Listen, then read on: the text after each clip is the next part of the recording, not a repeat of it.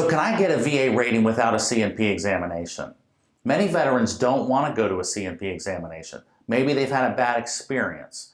Maybe they don't want to file a mental health claim because they don't even want to go talk to a mental health professional about that stressful event or that PTSD or military sexual trauma. These are sensitive things, and veterans frequently don't want to talk to some stranger about those things. Or maybe they've gone to a C&P exam in the past and they've had a bad experience. The C&P examiner didn't, act like they cared or didn't treat them fairly. The veteran felt like the examiner did not really do a good job. So frequently veterans are reluctant to go to C&P examinations, and I get asked this all the time.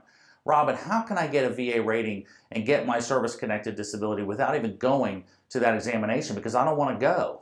The answer to the question is this.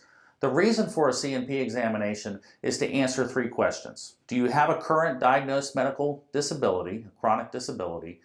Is that disability linked to your active duty service? And if the answer to those two questions is yes, what is your level of disability? What is your rating?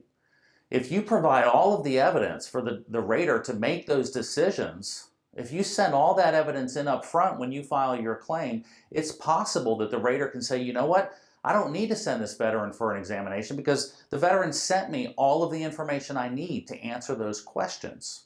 So for an increased claim, say you're service connected for your back and your back's gotten worse and you're rated at 10% or something like that.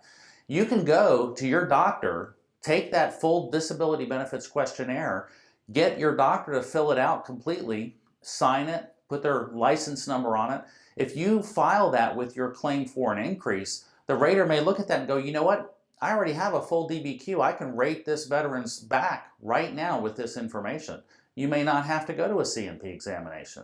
Now, if you're not service connected for the condition, if it's a new claim and you've never claimed it before and the VA has not determined that your disability is linked to service, you will have to also provide a medical opinion or a nexus statement with your claim because the rater needs a medical opinion to link your condition to active duty service. Unless, of course, it's a presumptive condition and the VA already presumes that the condition was caused by some kind of exposure. Agent Orange is a perfect example. If you're a veteran and you were exposed to Agent Orange and the VA can determine this by looking at your records and you develop prostate cancer or heart disease, something like that, the VA doesn't need a medical opinion for that to link that condition to your service because they presume that that medical condition is linked to your exposure. Now, remember that if you go to the trouble of getting your doctor to fill out a full DBQ or getting your doctor to write that nexus statement or that medical opinion, make sure that it's adequate. Because remember, the rater has to have an adequate medical opinion to say yes to your claim. And when I say adequate, it has to use VA language.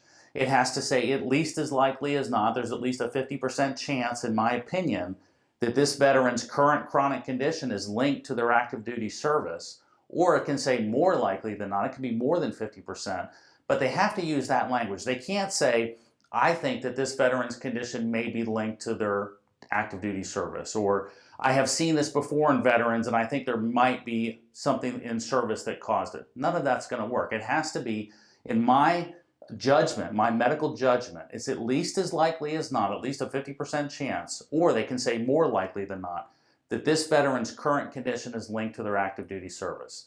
If that is stated in that medical opinion and there's adequate evidence, there has to be medical evidence included in that nexus statement, whether it be laboratory data, test studies, x-rays, whether it be a quote from the veteran about their symptoms. It can be a quoted subjective symptoms reported on the medical opinion, but there has to be medical evidence in that opinion that supports what the doctor is saying, and there has to be a really convincing rationale. The doctor has to say, here's the evidence I reviewed, and based on my medical judgment, based on medical research, whatever it is, I am convinced that this condition is at least as likely as not linked to this veteran's service because, and they have to explain why they came to that conclusion.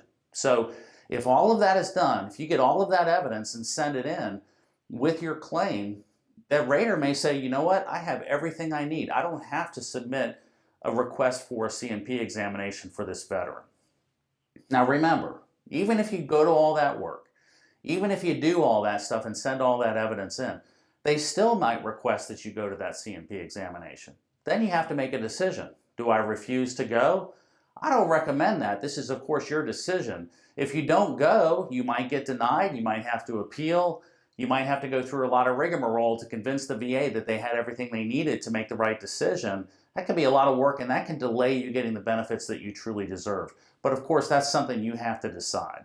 Finally, I think it's important to realize that I know you don't want to go to that C&P examination, but remember, if you're service-connected for a disability, the VA has every right to call you in at any time in the future to reevaluate your condition to see if your rating is correct. If they could determine that your rating should be higher, if they reevaluate your PTSD condition and your symptoms have gotten worse, they can increase your rating, but they can also lower it. And they have the right to request a C&P examination to reevaluate your condition whenever you're service-connected, unless you're protected, you have a protected rating because you've had it for over 20 years or something like that.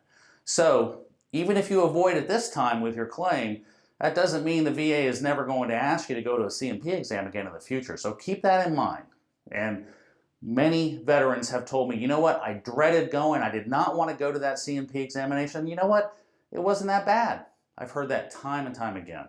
So sometimes these fears about going to that exam, in my opinion, can be really overblown. So that's what I got on can I be VA rated without going to a C&P examination? I hope this video was helpful to veterans out there wondering that question.